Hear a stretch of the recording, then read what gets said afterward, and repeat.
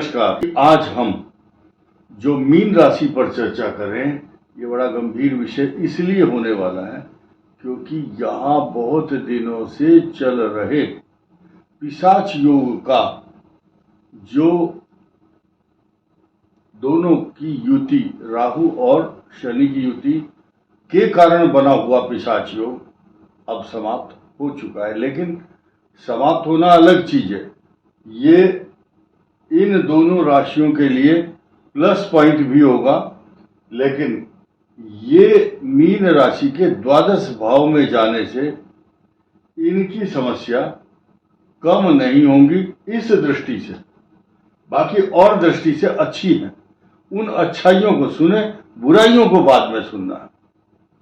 चलो आइए जानते हैं। ये शुरुआत करते हैं मीन राशि की। इनका स्वामी अतिचारी होकर अगले 8 वर्ष तक मीन राशि का लॉर्ड है। अगर किसी का कोई बच्चा किसी को पत्थर मार कर आता है तो बाप का नाम लेते हैं कि ये वो फला फला का लड़का है, ये वो लड़का पत्थर फेंक के गया। तो यानी कि मीन राशि का जो स्वामी है गुरुदेव है, गुरुदेव बृहस्पति चतुर्थ भाव में है। यह स्थान है सुख, मकान और भूमि। आपको जीवन के सुख के साधन जो प्राप्त होते हैं, ये भाव है। यहाँ पर बृहस्पति आ चुके हैं। अगले 8 वर्ष तक ये दिशा और दशा बदल देंगे मीन राशि की, और बड़े उबड़ खाबड़ रास्तों से गुजरने का इनका जो वो होगा, सफर बहुत लंबा होगा। कहीं उच्च राशि में जाएंगे अभी और फिर नीच राशि पर जाकर के इनका ये जो सफर है वो समाप्त हो जाएगा। और बड़े कष्ट हैं इनकी राह में, बड़े रोड़े हैं, बड़े धोखे हैं इस राह में। ये जो है, ये बृहस्पति यहाँ फिलहाल इस धोखे में है कि मैं यहाँ बैठ करके कुछ अच्छा करूंगा। ये करेंगे भी, लेकिन ये शत्रु राशि है।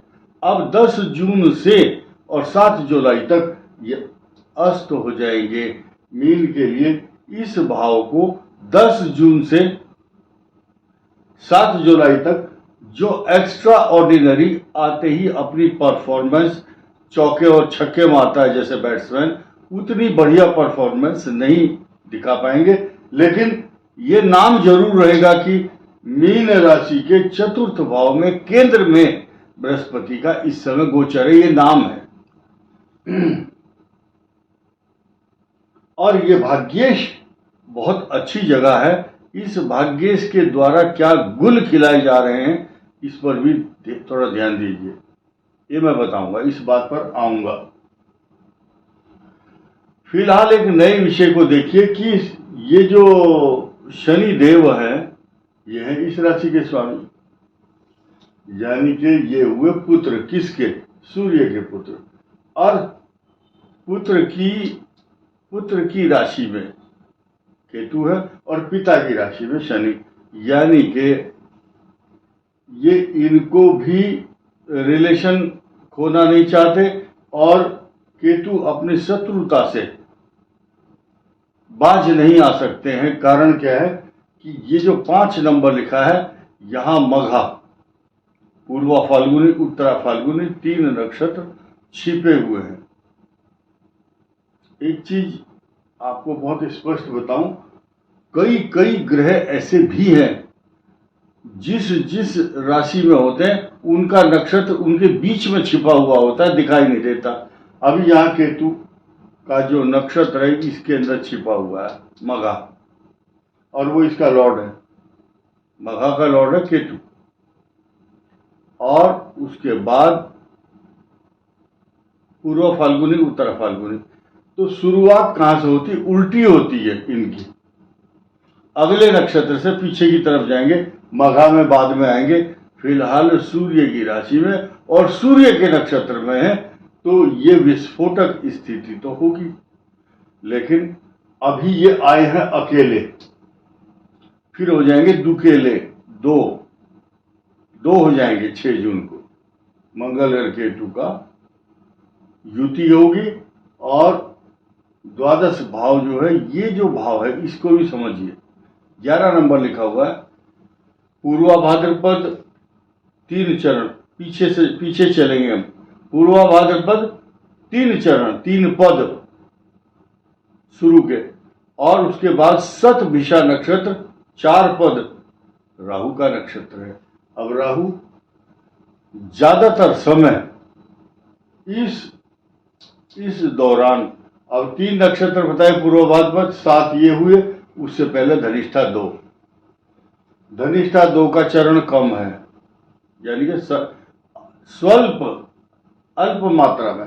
3 चरण था पूर्व भाद्रपद का, वो भी कम है, लेकिन 4 चरण शतभिषा के हैं। यहाँ राहु का, बहुत से लोग कह रहे हैं ना राहु का साम्राज्य, वो इसलिए साम्राज्य शब्द की व्याख्या और उसको बार बार उल्लेख किया गया क्योंकि अपने ही घर में सशक्त और मजबूत और सबसे ज्यादा शक्तिशाली माना जाता है ग्रह, और सबसे अधिक समय व्यतीत करने वाला राहु ग्रह कुंभ में होगा।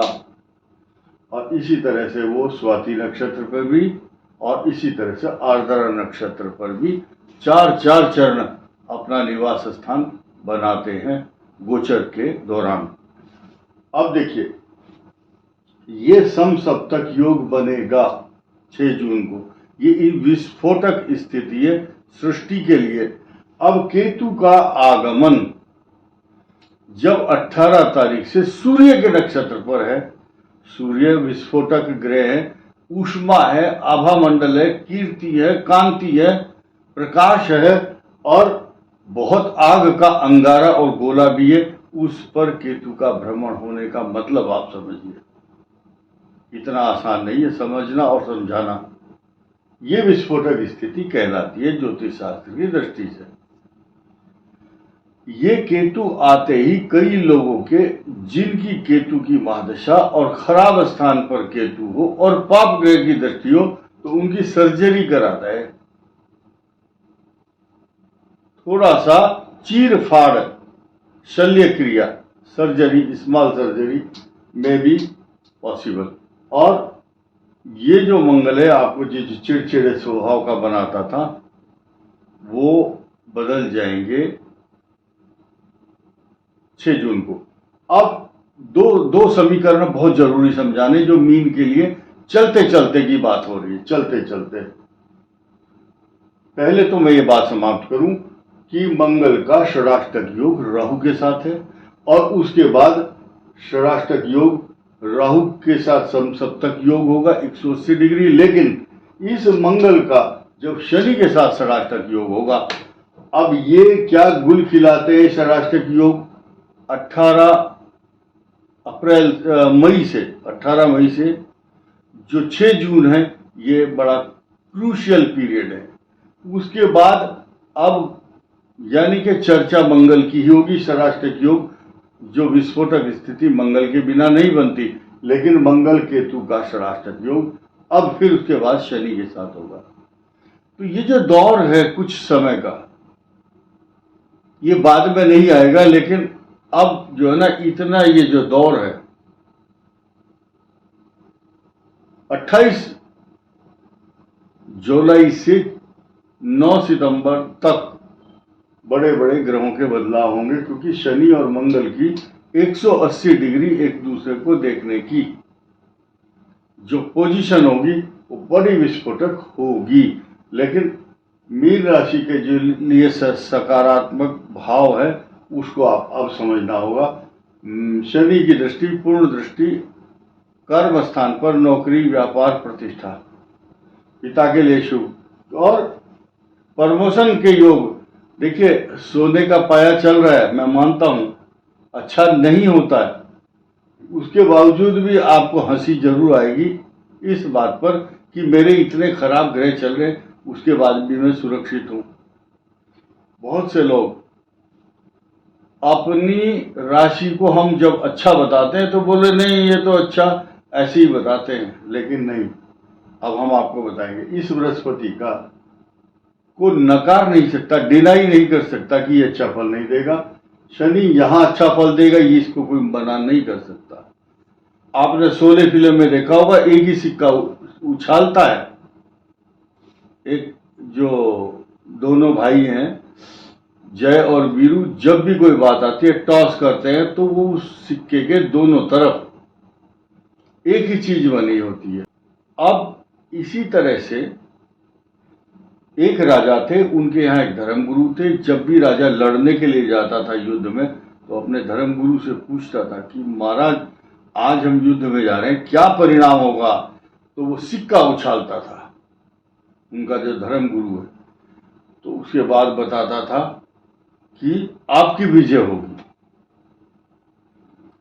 तो आप देखिए साइकोलॉजिकल वार है। जब हम बताते हैं कि अच्छा होगा तो आधी जो ऊर्जा है उसी समय आ जाती है, बाकी जो आधी ऊर्जा है वो तो आपके काम करने से आ ही जाएगी। लेकिन जो नेगेटिव थॉट्स वाले लोग हैं, जिनको अपने ऊपर भरोसा नहीं है, कायर पुरुष हैं वो, उनको ये लगता है कि हम झूठ बोल करके उनकी तारीफ कर रहे हैं। इतना समय नहीं है आपकी झूठी तारीफ और प्रशंसा करने के लिए, हम क्यों करेंगे? तो जिनको ऐसा लगता है कि हम झूठी तारीफ कर रहे हैं तो वो कृपया इस वीडियो को ना देखें। अब आप देखिए कि मीन राशि ऐसे दौर में 7.5 भी है, बृहस्पति के शुभत्व परिणाम भी मिल रहे हैं और मीन राशि 7.5 के बावजूद भी अच्छे लुक में रहेगी। लेकिन आपको अगले 1.5 साल तक व्यर्थ के खर्चे, व्यर्थ की भागदौड़, झूठ, छल, फरेब, ऑनलाइन ठगी, फ्रॉड से बचना चाहिए। पैरों में दर्द, पैरों में कष्ट, नेत्र की पीड़ा रहेगी। और अंत में चलते चलते एक छोटा सा संदेश, जिन जिन के बच्चे पास हुए उनको बहुत बहुत शुभकामनाएं। हमारे पास इतने फोन आए, बच्चे बड़े बड़े 99% से भी ज्यादा लोग पास हुए हैं। उन सब बच्चों को आशीर्वाद, और मुझे उम्मीद है कि भारत का भविष्य वही बच्चे बनेंगे, वही देश को संभालेंगे। और उन बच्चों को जितना धन्यवाद, उनसे अधिक धन्यवाद उनके माता पिता को, क्योंकि उन्होंने ऐसी संतान संस्कारी उत्पन्न की है और जो भारत का भविष्य तय करेंगे। अब उन लोगों के लिए एक मैसेज और धिक्कार और निंदा करता हूं जो लोग भारतीय थल सेना के पर जो प्रभाव है, उनका जो पराक्रम है, उनका साहस है, उनकी की हुई समर्पण भाव, डेडिकेशन, उसके ऊपर जो प्रश्न चिन्ह लगाता है, उन लोगों की निंदा करना बहुत जरूरी है। भारतीय थल सेना देश का गर्व है और किसी भी हमारे अधिकारी या सेना के ऊपर उंगली उठाने से पहले उन लोगों को सोचना चाहिए कि कितना बलिदान उन नेताओं ने दिया है देश के लिए। क्या आपने अपने बच्चे को भर्ती कराया है? तो इस प्रकार की बातें देश में नहीं होनी चाहिए। मैं घोर निंदा करता हूं इस बात की। और अंत में इस बात को सुनिए, देश के बारे में सोचें, देश के बारे में सोचें। मिलते ऐसे वफादार नहीं और देश लूटे और हम कुछ ना बोलें, हम ऐसे गद्दार नहीं। इस वीडियो में इतना ही। धन्यवाद, नमस्कार।